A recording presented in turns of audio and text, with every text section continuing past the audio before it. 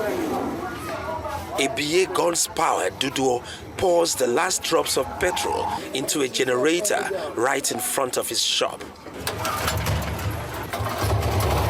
The young man pulls the cord of his power generating plant to start the day's business.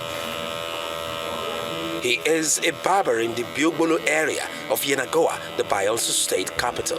Since when they take this light, fuel itself will increase. So I want to increase my business money, but if I increase and I don't get more customer, so I get to keep them. But now I they work, the most money I they get some days I they make 7,000 to 8,000. Inside 8,000, I buy fuel 5,000. So as a family man, I want to survive. The federal government should come in and support the state government so that Bayelsa State will come up alive. For now, everywhere is down. Economically, the situation is so bad.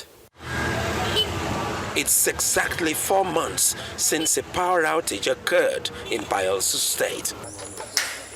Vandals had reportedly tampered with 2 transmission towers, T98 and T99, on July 29 at Igbogene community in Yenagoa local government area, plunging the entire state into darkness.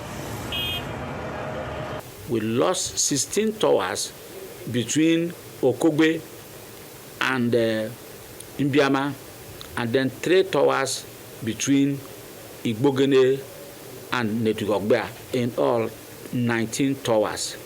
Then we lost several braces on the entire thread between Awoda and Yenagoa. So I alerted the Transmission Company of Nigeria Managing Director with pictures, and just as we were completing the 19 towers and the maintenance works on the other ones that were vandalized was when we heard that some portions between Awoda and the Okogbe has again been vandalized, specifically Tower 29, 30, and 31.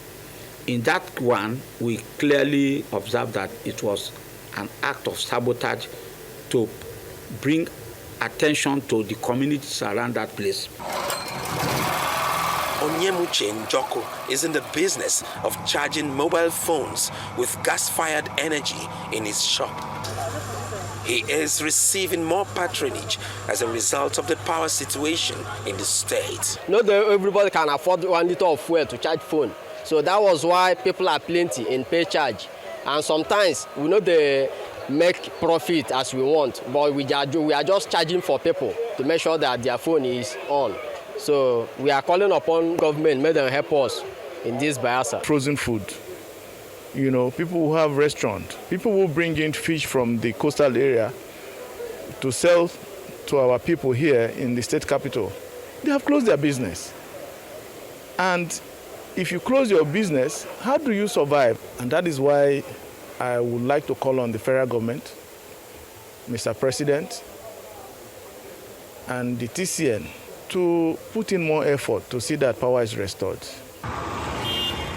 Economic concerns are mounting over a state plunged into darkness by the activities of vandals on the transmission towers.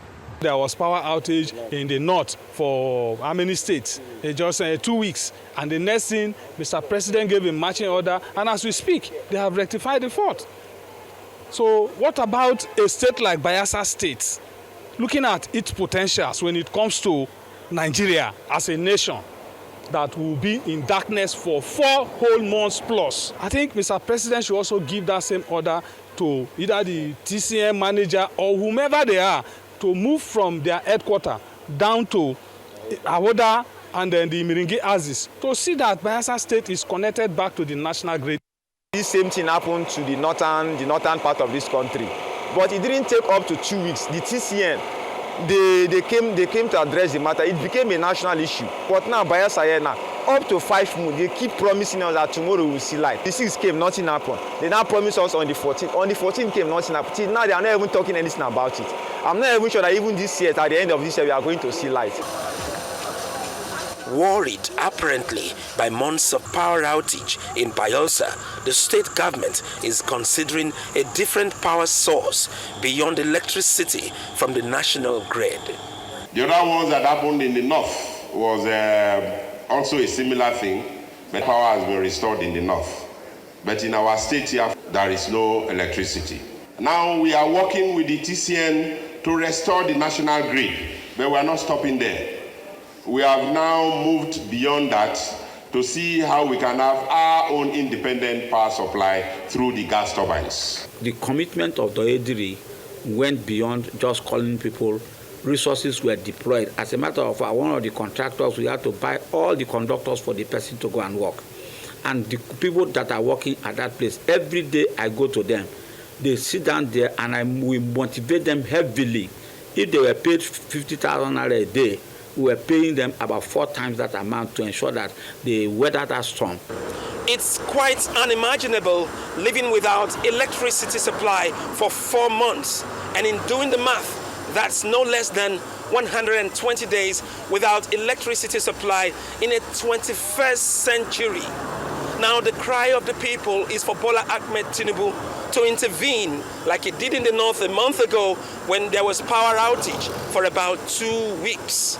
They hinged their plea on the aphorism that what is sauce for the goose is sauce for the gander. From Yenagoa, Ofieteme George, Arise News.